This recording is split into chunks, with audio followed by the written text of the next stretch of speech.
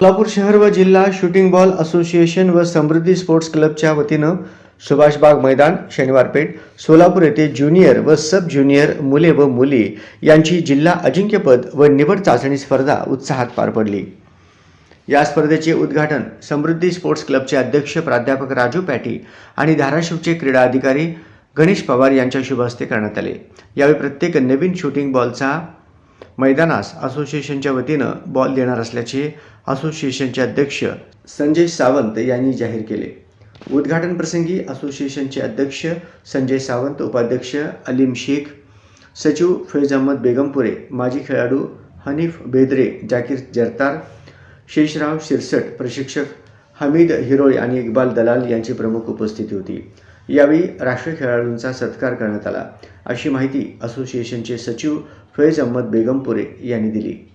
यावेळी क्रीडा अधिकारी गणेश पवार यांनी मनोगत व्यक्त करताना सांगितले की शूटिंग बॉल खेळाच्या प्रचार आणि प्रसारासाठी भविष्यात निश्चितच सहकार्य केले जाईल। तसेच असोसिएशनचे अध्यक्ष संजय सावंत यांनी ज्या शाळांमध्ये नवीन शूटिंग बॉल मैदाने तयार होतील त्या शाळांना सोलापूर शहर व जिल्हा शूटिंग बॉल असोसिएशनच्या वतीनं शूटिंग बॉल साहित्य भेट देण्यात येईल, अशी घोषणा केली। सुरुवातीला उद्घाटनाच्या ज्युनियर गटात मुलांचा संघात इक्बाल क्लब सोलापूरने संजय भोसले प्रतिष्ठान माळशिरसचा 21-18 असा पराभव केला, तर सब ज्युनियर मुलांच्या संघात संजय भोसले प्रतिष्ठान माळशिरसने सोलापूर संघाचा 21-14 अशा फरकाने सामना जिंकत विजय संपादन केला। या स्पर्धेसाठी पंच म्हणून शोएब बेगमपुरे, फरहान लालकोट, अमन शेख, सलीम करणकोट यांनी काम केले।